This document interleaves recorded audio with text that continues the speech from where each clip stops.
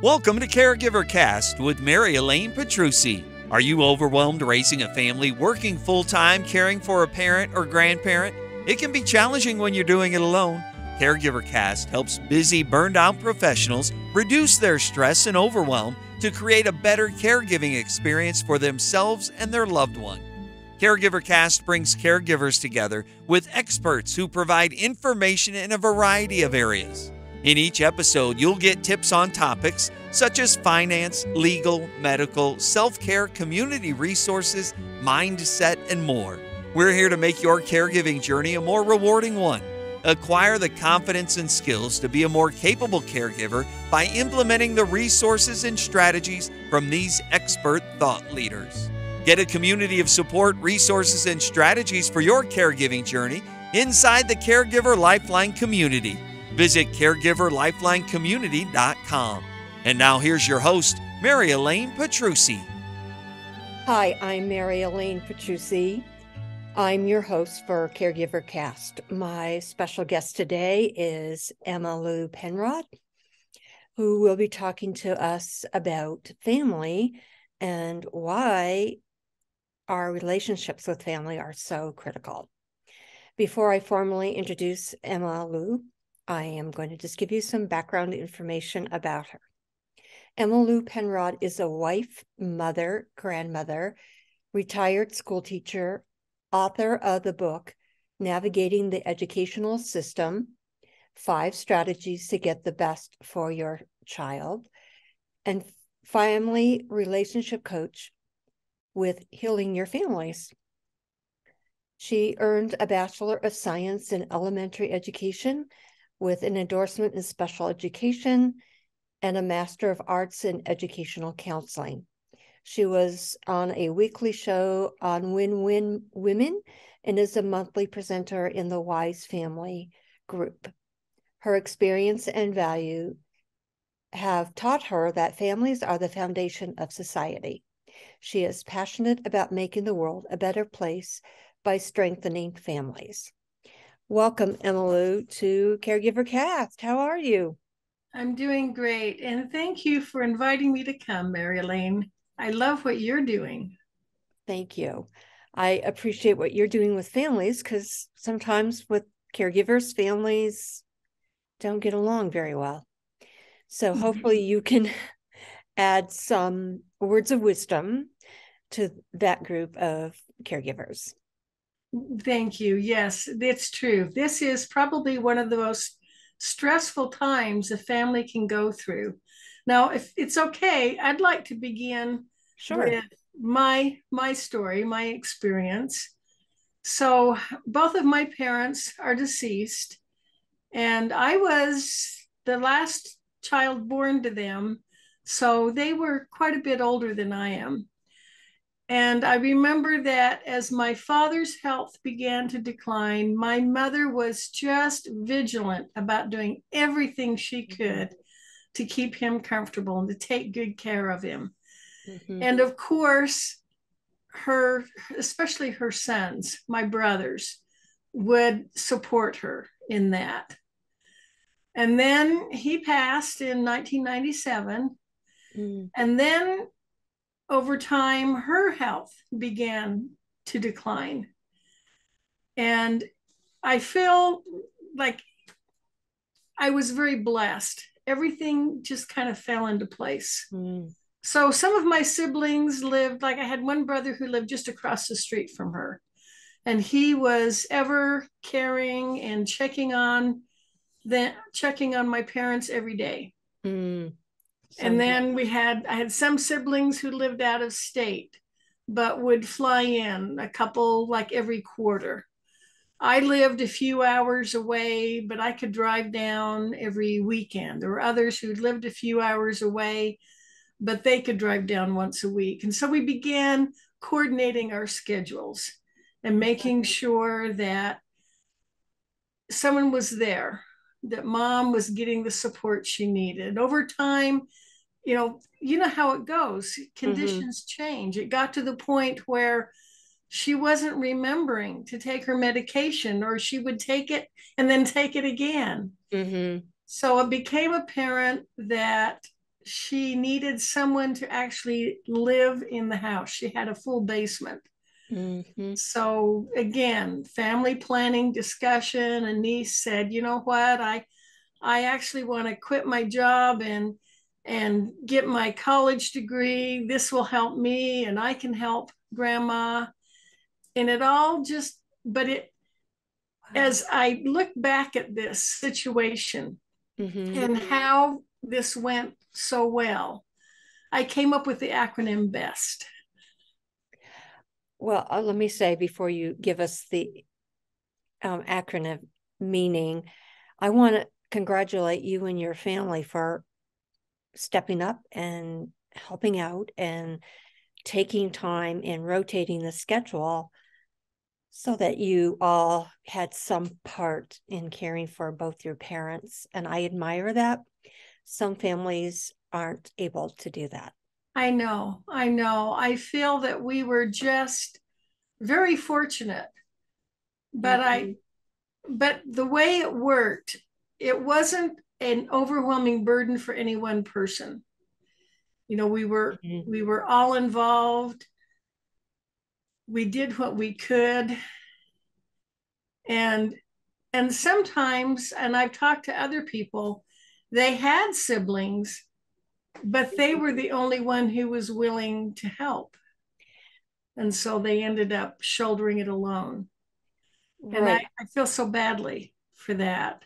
How hard that must be.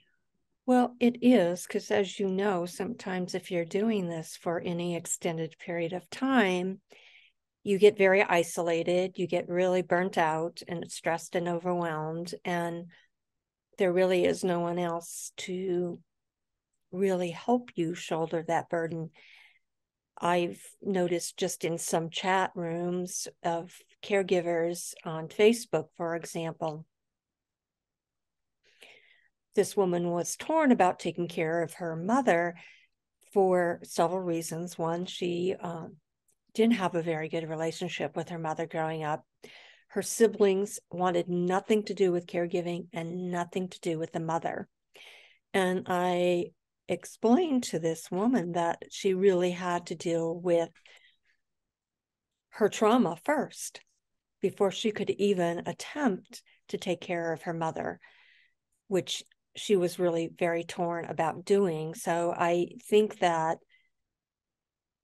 it's really important that we focus in on families such as yours who have made that transition so easily, in the sense that you all shouldered the burden because you had a good relationship with each other and with your parents. And I think that is really needs to be the focus. And so you can continue about the B.E.S.T system. I'm sorry I delayed you for a short period of Oh time. no, you're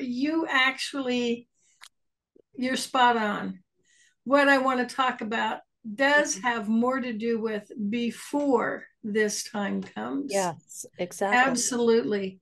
And in my exuberance, I forgot the part where my mother herself, realizing that as she got older, she would require more of our help, was very mindful of how much she would express her thanks and appreciation for everything we did to help her. Mhm. And she would insist if she needed us to get something from the store for her, she not only reimbursed us, she paid for our gas. She'd even say, and here's something for your time. And I would try to tell her, Mom, you don't have to pay me.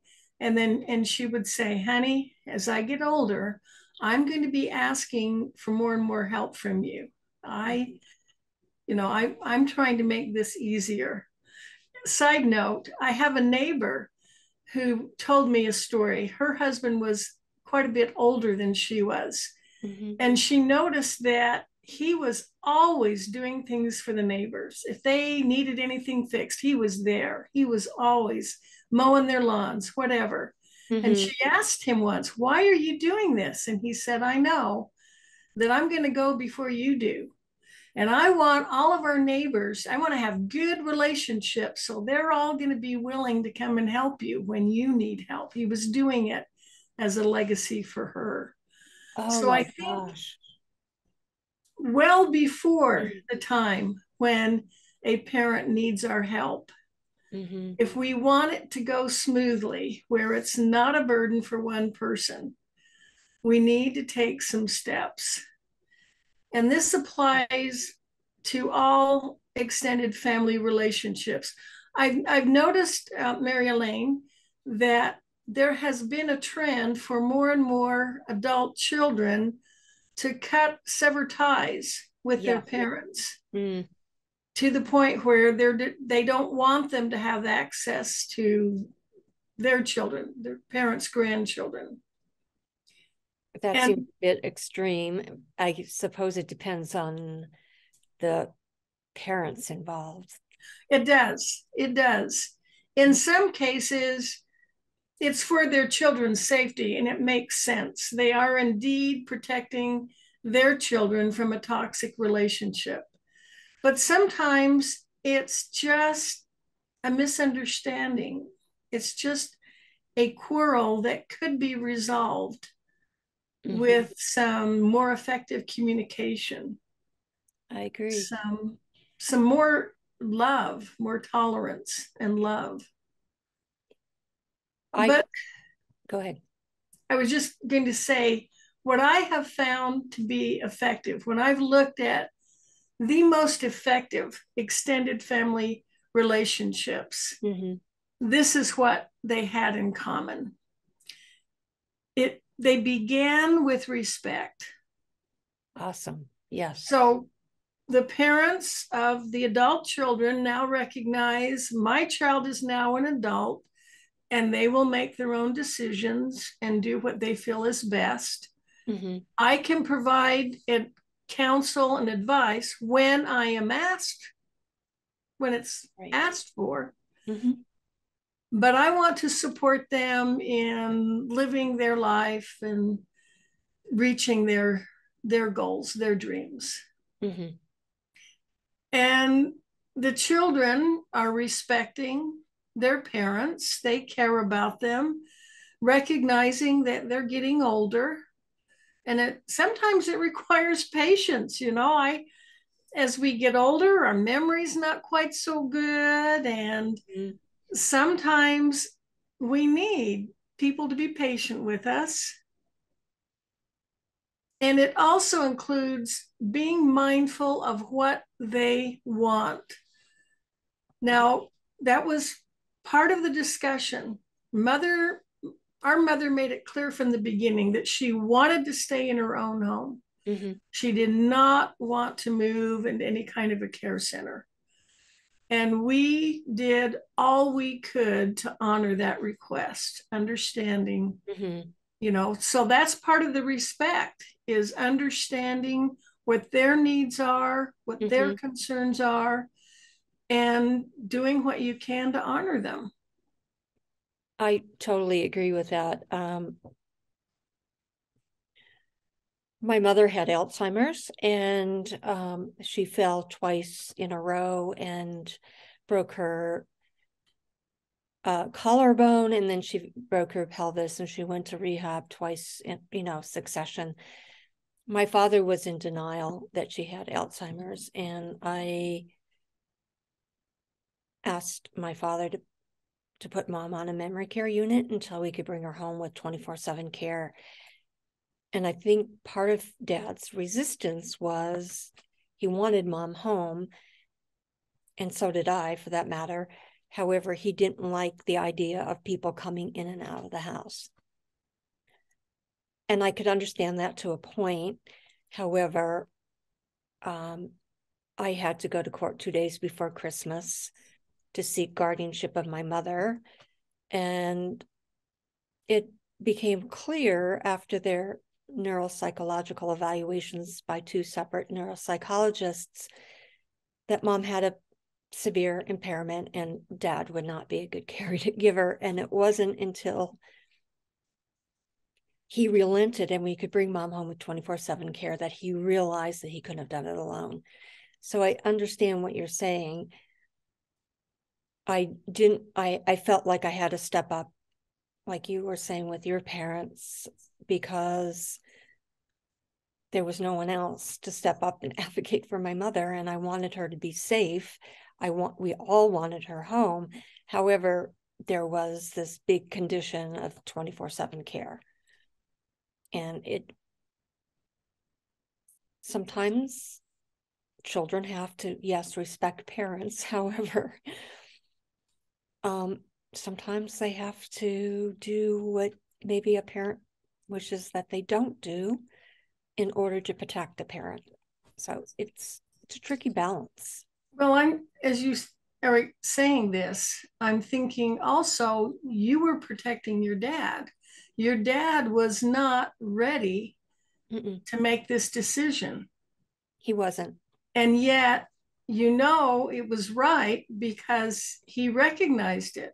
Once it had been done, he realized, yes, this was what needed to be done. So I'm sure it put you in a very uncomfortable position, but you were caring for both of your parents. Well, yes. And I need to step up for Mom, who really was having difficulty communicating at that point. And I felt that, and I think on some level, she was an LPN, and she knew on some level that Dad would not be a good caregiver for her. And I figured, once we went to court, that I was signaling to my mother that I wanted to take care of her as well. And I wanted her to be in the best position to be home, where we all wanted her to be. However, I had to step up and protect, like you said, both my parents from a situation where both of them could have been seriously injured or killed. And I mean, I would go to work, just waiting for that phone call for 7 months. And I think that just added to my stress and overwhelm, because I would go to work, have dinner with Dad, see Mom on the memory care unit, and then go home to bed. And that was my life really for 7 months, until we could really bring Mom home. And we did bring her home on May 22nd, their 68th wedding anniversary, their 58th wedding anniversary. So in the end, it worked out well. It was just going through that was a bit challenging. I'm sure. And you didn't have the support that you needed. Ideally, there are others who can help collaborate and contribute. In some cases, it might be a close friend or neighbor. If there aren't siblings, sometimes it could be other extended family members. But when you have a team, you're always more effective with a team than you are on your own. And when everyone who is involved is contributing, and sometimes I've seen what happens in families is they're all involved, but they're not in agreement. You might have some that say, no, we need to put them in a care center, and others say, no, I want them to come and live with me. And sometimes a lot of energy is wasted in this contention. So if you can keep the focus on, we want what is best for our parents. If you had been able to have a team and then other people who were with you in wanting them to be safe and to have the care they needed, then you may not have had to go to court.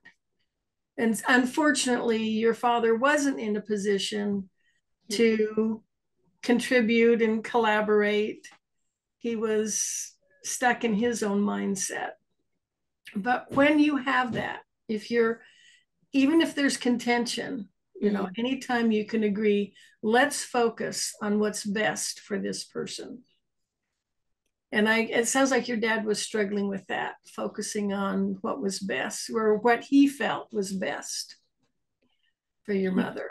Well, he was, and he had me talk with a friend who mentioned to me that she knew that there was a couple, and one of them had either Alzheimer's or dementia, and she felt that them being together and alone was the best option. And I'm thinking, I am not going to put my mother in a situation where she could be seriously injured or killed. I couldn't do that. Let me give you an example. Dad's friend built a sharp ramp outside the front door. So if mom had gone down that ramp with her walker or was unsecured in a wheelchair, it would have been all over. Totally. And I felt that this friend was not giving me very good advice. I mean, that couple that she was speaking about really needed somebody in there to advocate for the person that had the dementia. They shouldn't be living alone and possibly hurting one another inadvertently. I don't know. I just felt like, yeah. And each case needs to be considered individually. Mm-hmm. In some cases, the one partner is healthy and capable. Now, in our case, Mm-hmm. my mother did this with support. Right. So sometimes that works, but again, keeping the focus on what is in the best interest, what will keep this person safe and provide the care that they need. I'm sure it's upsetting. I've heard of other cases where the children come to visit and there's obvious signs that their parent, in some cases, it's like a second marriage. So they're looking at not their father, but, their mother's husband, and real concern that he's not providing the care. Right. So that is a key element, is keeping that focus on what is in the best interest, what's the best care, and then putting your energy and like, how can we work together to make this happen? How can we collaborate? And that you put your ego in a box. It's not about you, it's about them. That is huge. Now, one thing you've already touched on, and this is the S, you've got to set healthy boundaries. Exactly. That's true. Sometimes you've got to protect yourself. If you're advocating for someone who's disabled, you've got to set healthy boundaries that protect them. Eventually, as my mother's health continued to deteriorate, it became necessary to put her in a care center, even with someone living in her basement, with people stopping by every day. She still needed more support. And we, had to set that boundary and have the talk and explain, this is why we're doing this. We'll still be in to see you every day. But here's the situation. And sometimes that becomes, we started with respect. We wanted to honor her wishes. And only when it became a threat to her well-being did we have to make that change. And we did this as smoothly and gently as we could. And that too, I think that as you cared for your mother, you had to decide, and it changes, it's maybe this is the best setting for now, and a few months later, we need to make a change. Well, exactly. I mean, I really commend you and your family for making and setting good boundaries. You did keep your mother home for as long as you could, and you honored that. However, I think when it came to the point where she needed so much extra help, that I think she on some level understood that you had to put her in a care facility just to make sure she was safe, because that's where she could get more attention and focus so that she could be safe. And I really honor what you and your family did, because it could have turned out that way for my mother as well. However, just knowing that she had the support made me feel so much better. Yes. Yes, and that's part of the healthy boundaries. And you mentioned the daughter who did not feel she was emotionally prepared to take this on. Sometimes you need to protect yourself. Right. And, it's like the airlines say, you've got to put your own oxygen mask on first. Exactly. And you needed to be to the point where you could go to work and not have to dread that phone call. You needed to have your peace of mind as well as your concern for your mother. And sometimes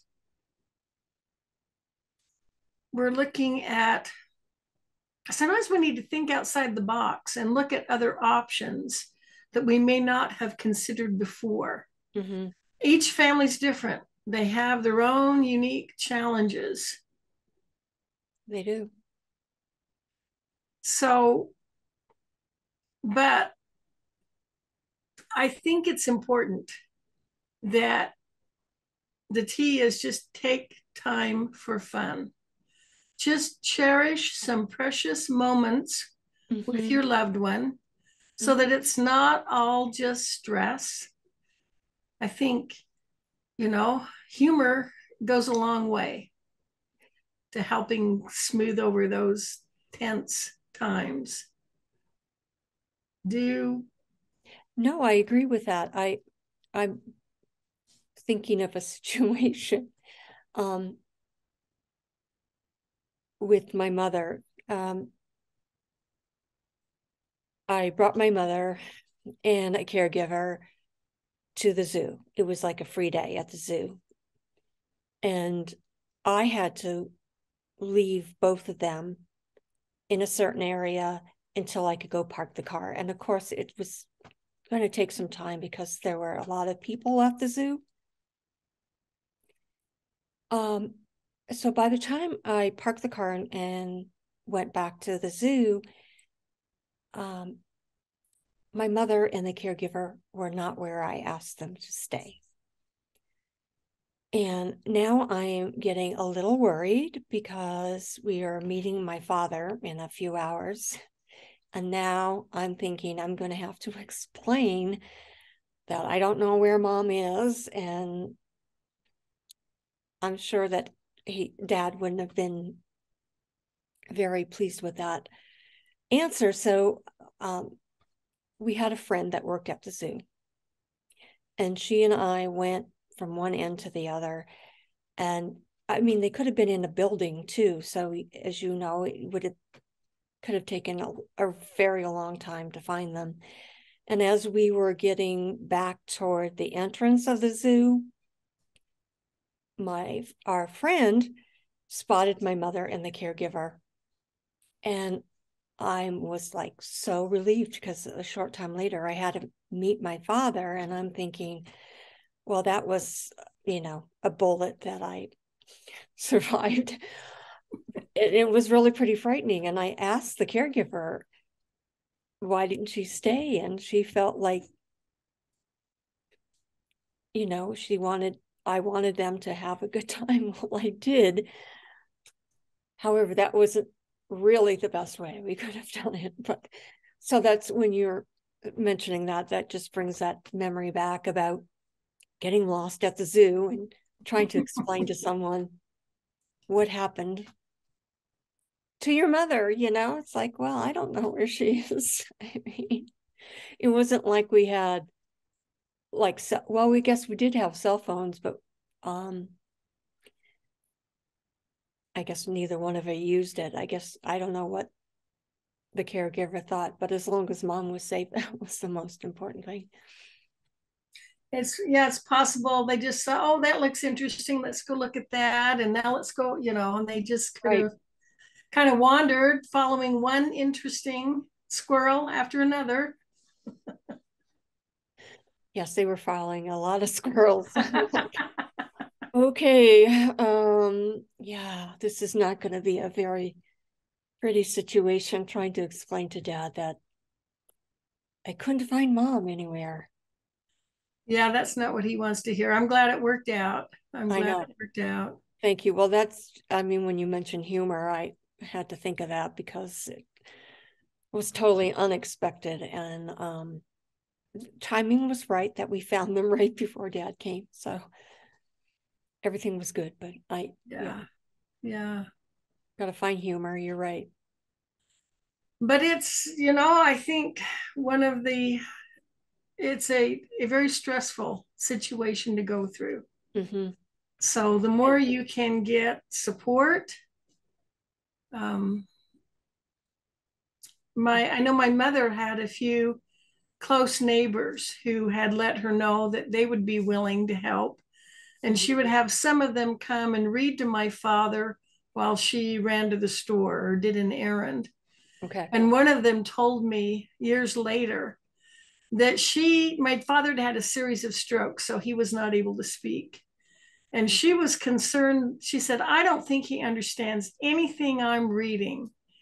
But one time she misread something or read something funny, and he was smiling, he was laughing. And she finally thought, maybe he understands more than I realize. So true. They do surprise you in very interesting ways. Toward the end, my mother couldn't really communicate, but she could look at you. You could tell by her facial expressions whether she really enjoyed the situation or not. And again, I went out with a friend and I said I would come and stay with her on a Saturday night. And when I called the memory care unit, they said Mom was fine. Well,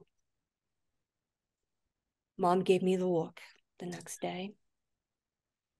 And she noticed. Oh, yeah, she did. She looked at me like, where were you?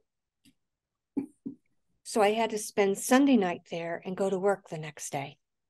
So I learned my lesson. Yeah, it was really clear that she was not happy with me. So when you make a promise to Mom, you do. You do. You keep it. I know. Well, I'm glad you have this support for caregivers because they need it. Everyone needs support, but especially when you're putting someone else's needs before your own. I agree. I think that many caregivers family caregivers, I should say, work in isolation. They don't feel recognized. They don't feel like people understand what they're going through, which they don't. And then people from the outside, whether it's a neighbor or another family member, like you had mentioned, say, well, you should be doing this or be doing that. And without having any clue as to what is really going on and not making any effort to take care of the person. So I would like to advocate for caregivers because it's going to be an issue in 8 years when another 76 million baby boomers are going to retire. by 2030. And that means that will be 45% of our workforce, and there will be no one to take care of them. No one. Oh, it's pretty frightening. Yes, and it's also sad to think that someone is giving so much of themselves and only being criticized for it. You know, other people looking and saying, well, you could have done that better. So I guess that's a message for, as baby boomers, we need to make sure we're being very kind and amiable to the younger generation. There you go. There you and, go. Yes. And starting some good feelings, or just making sure we're, you know, either investing for long-term care or building those relationships, appreciating and valuing. Well, that's true. And I know I did speak to a millennial a few months ago, and he basically told me the reason why they're so self-centered is because no other generation showed them how hard it can be, how hard life can be. And I doubt very seriously, I'm not condemning any generation. However, I'm sure the Gen Zs and the millennials are not even thinking of caregiving. And I have no idea what they would do if they were put in a position where they had to provide care to someone. I don't know. So, well, you know, we learn from the examples of others. You know, I learned watching how my mother cared for my dad. So when you witness that, when you grow up seeing, you know, how long ago, 100 years ago, extended families lived together. So children grew up seeing their parents caring for their aging parents. Exactly. And you just understood this is the pattern of life.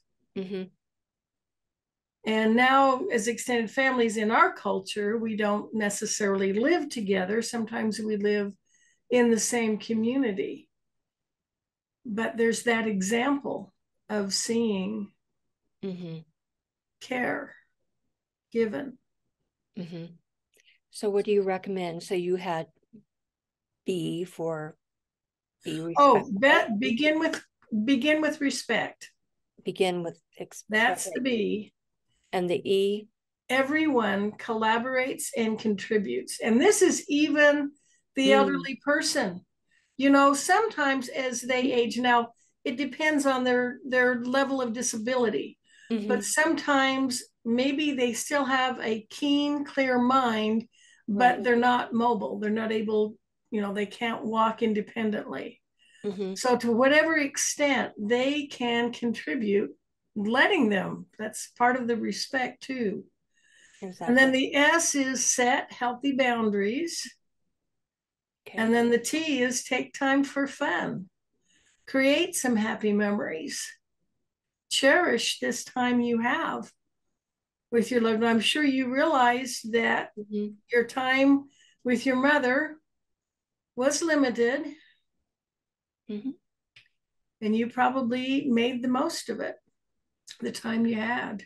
You know, I paid for her to go to adult daycare twice a week, so that she could be around her peers. I would take her to the mall so she could walk.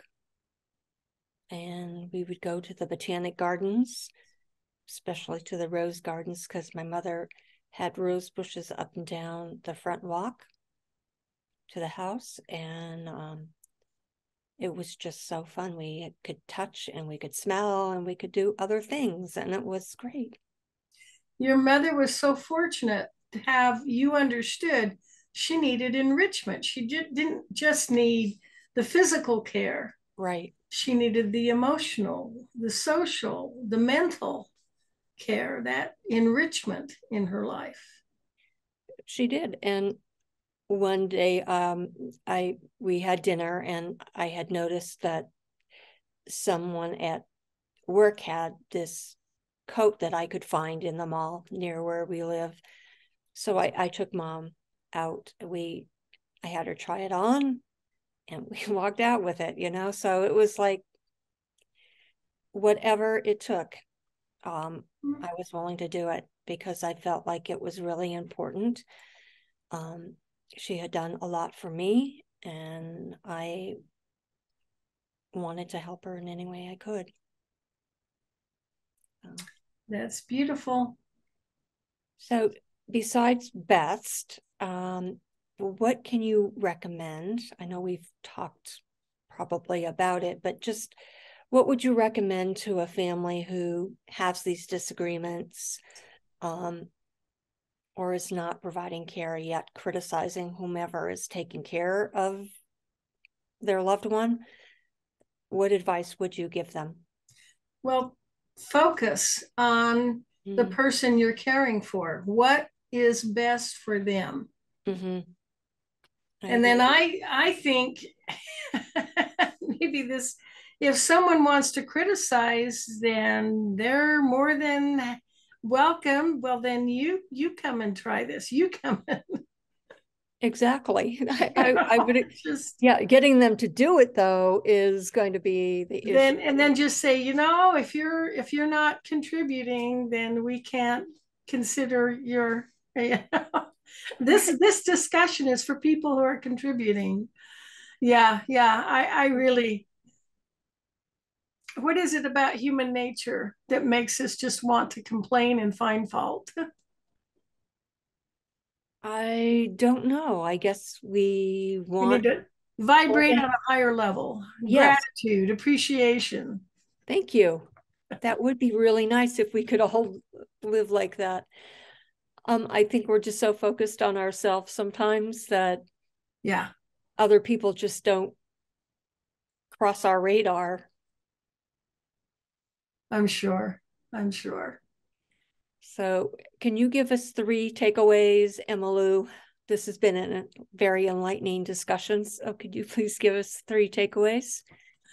Well, focus on the person you're caring for. Mm-hmm. And then at the same time, have that team so you can set those healthy boundaries for yourself so that you don't burn out. I think, isn't that the biggest threat of caregiving, is the burnout? There's a high burnout rate. And you're right. It's frightening. Go ahead. Get that support so you can take a day off, maybe even go away for a weekend, feeling secure that someone is there caring for your loved one in a way that you feel is adequate. You know that your loved one is safe. Right. So I think that network is so important. And that's why what you're doing is so important, because you're gathering them. They can start working together and collaborating and getting ideas from each other and checking to see what resources are in the community. Exactly. What neighbors, considering your relationship with your neighbors and friends, close friends, and creating that network so that you're not suffering from burnout. Your loved one is getting the support that they need. And then, people respond far more to appreciation than criticism. Rather than criticizing someone else, express appreciation for what they are doing. Sometimes you may find they're willing to do more when they feel that they're being appreciated. It goes a long way. It does. I agree with that. Focus on the person, build a team and get the resources that you need. And like you said, just appreciation and gratitude for what the person is doing for the loved one. Mhm. I mean, And for your loved one. Sometimes they don't want, who wants to feel like they're a burden? exactly. Right. Letting them know that Mhm. you love and appreciate them. Yeah, I think you've summed it up well. I think you did. You did too, Emmalou. I think we solved this We issue. did. We could just get people in the community and lawmakers to move. We've got it made. Yes. And as you said, be aware of this upcoming problem we have. Right. Not all baby boomers have children or family. So you're right. How can we prepare for this? It's going to take a lot, I'm afraid, because a lot of caregivers, even nurses and doctors, are leaving the profession. So, and there's going to be few caregivers that you can even hire. So I think we're going to be in a real pickle. That's the reason why I want to advocate for them, because they need somebody to speak for them. Yes, yes, they do. I'm glad you're doing this. I'm glad to be part of it. I'm so glad that you were here today. Thank you so much for coming. It has been so wonderful, so amazing. You've given us some amazing things to think about and implement. And I guess the biggest takeaway is work as a family unit, work as a team, and don't do it alone if you can possibly help it, because that's not the best way to do it. Yes. Thank you, Emmalou. Well, thank you. Thank you for listening to the Caregiver Cast today. Get a community of support, resources, and strategies for your caregiving journey inside the Caregiver Lifeline community. Visit caregiverlifelinecommunity.com. Get involved with the show. Send your email to mpetrusi2002@gmail.com. And we'll see you again next week for another episode of Caregiver Cast.